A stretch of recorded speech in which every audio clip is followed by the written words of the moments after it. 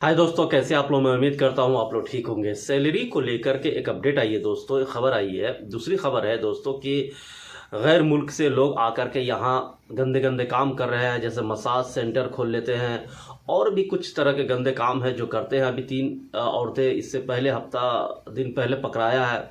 और ये देखिए, अभी मसाज सेंटर में 3 औरतें पकड़ाया है। यानी ये सब गलत गलत काम करने की वजह से होता है। ठीक है, सऊदी अरब ने अपना लाइफ स्टाइल चेंज कर दिया है। इसका ये मतलब नहीं है कि सऊदी अरब हर चीज़ को बढ़ावा दे रहा है।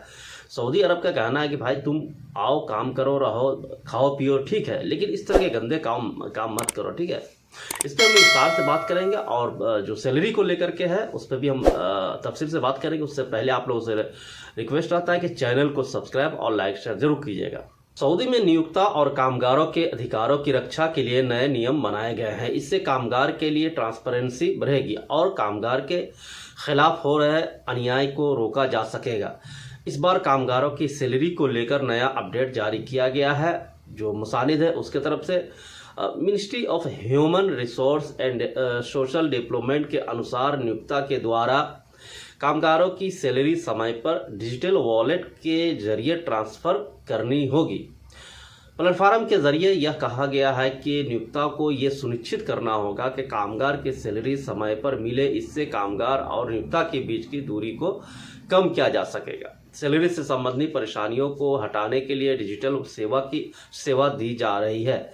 इससे कामगार और नियोक्ताओं के अधिकारों की रक्षा हो सके। मसानिद के अनुसार इस संबंध में आगे भी जानकारी दी जाएगी और सभी से इन नियमों को पालन की अपील की गई है। मसाज सेंटर के बारे में कहा गया दोस्तों कि कुछ लोग आते हैं और मसाज सेंटर खोल लेते हैं। और हमारे कैंप के बिल्डिंग के बाहर भी एक खंभा है बिजली का, उस पर भी स्टिकर लगा हुआ मैंने कई बार देखा है। मसाज सेंटर का बजाते नंबर भी देता है। हालांकि यहाँ लीगली है, बहुत सारे ऐसे मसाज सेंटर जैसे मगरबी मसाज सेंटर इस तरह से है, लेकिन लीगली है। अब उसमें इलीगल काम करवाएगा, छोटा छोटा रूम ले करके भाड़े पे, और उसमें मसाज सेंटर खोलेगा और औरतें मसाज करेगी, तो जाहिर सी बात है पुलिस छापा मारेगा और पकड़ेगा तो फिर वो जेल में डालेगा। ठीक है, तो ये तो बहुत सारे ऐसे लोग आते हैं जो उम्रा के लिए और किसी कारण से आ जाते हैं किसी वीज़ा पे और यहाँ आके गंदे काम करते हैं। ठीक है, सैलरी को लेकर जो कहा गया दोस्तों, सैलरी देखिए आप डिपेंड करता है आपके कॉन्ट्रैक्ट पर। कॉन्ट्रैक्ट में अगर आपका सैलरी है, मान लीजिए 1500 है, तो 1500 मिल रहा है तो ठीक ठाक है। लेकिन बहुत सारे जगह ऐसा भी होता है, जैसे सप्लाई कंपनी में कुछ लोग होते हैं। सप्लाई कंपनी वैसे ठीक ठाक कंपनी नहीं होता है, लेकिन उसमें बहुत सारे ऐसे वर्कर होते हैं जिनको बढ़िया बेनिफिट मिल जाता है। अगर सप्लाई कंपनी मिसाल के तौर पे आरामको में डाल दिया उसको, तो सैलरी के अलावा उसको खाना फ्री मिल जाता है, रहना फ्री है, ट्रांसपोर्ट फ्री है, ये सारे चीज़ होता है, और प्लस ओवर टाइम अलग उसको मिल जाता है। ये सारे चीज़ होता है। तो अगर बहुत सारे सप्लाई कंपनी है जिसमें खाना उसी सैलरी में होता है और रहना भी उसी सैलरी में करना पड़ता है, लेकिन बहुत सारे उसी सप्लाई कंपनी से बहुत सारे वर्कर को अलग से भी मिल जाता है।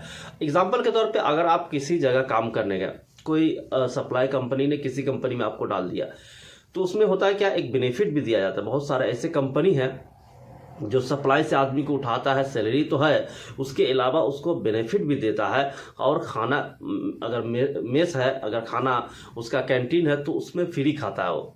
ठीक है, लेकिन बहुत सारे जगह ऐसा नहीं। तो सैलरी को लेकर के आप अपने हिसाब से देखिए, सऊदी अरब में नसीब की बात होती है। अगर किसी का मान लीजिए 1500 सैलरी है, तो आने के 2 साल बाद ही उसका 2200 हो जाता है। किसी का 2000 है तो 3000 भी कर देता है। सैलरी ये डिपेंड करता है कि आप किस तरह के व्यवहार रखते हैं, आप किस तरह के काम करते हैं, आपका कंपनी का व्यवहार क्या है, आपका कंपनी के मैनेजमेंट की कैसी है, इंडियन मैनेजमेंट है, मसरी मैनेजमेंट है, पाकिस्तानी मैनेजमेंट है, ये सारे चीज़ डिपेंड करता है। तब जाकर के उसमें आपका सैलरी बढ़िया से बढ़ता है और आप अच्छी तरह से उसमें कमा सकते हैं। ठीक है, क्योंकि सऊदी अरब का आने का मकसद ही होता है यही कि किसी न किसी का कोई ना कोई मसला घर पे है, तभी वो आया है और पैसे कमाने आया है।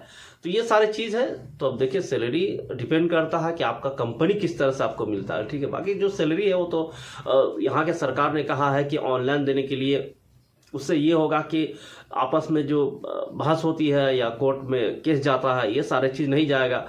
बहुत सारे ऐसे कंपनी है जिनका कहना है कि मैंने पूरा साल का सैलरी इनको पे किया है बेनिफिट के साथ। अब वर्कर केस करता है कि हमें तो 6 महीने का सैलरी ही नहीं मिला है।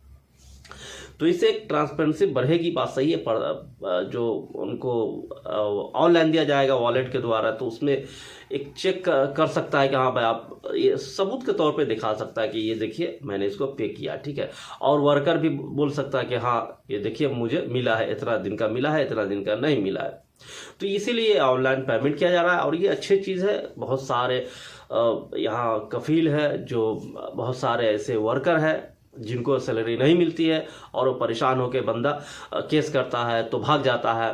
तो ये सारे असल मकसद होता है पैसा। जब पैसा ही नहीं मिलेगा तो आदमी खाएगा कहाँ से, रहेगा कहाँ से, अपने परिवार को कैसे देखेगा। तो जब असल चीज़ ही नहीं मिल रहा है तो फिर वो जाहिर सी बात है भागेगा, भाग के काम करेगा, तो फिर केस भरता है, फिर यहाँ के पुलिस छापे मारे करता है, बहुत सारे परेशानी होती है, चोरी होने लगता है, इस तरह से मसाज सेंटर खुलने लगता है। ये सब कौन करता है? सब भागा हुआ लोग है जिसको जो सरकार के लिस्ट से बाहर है।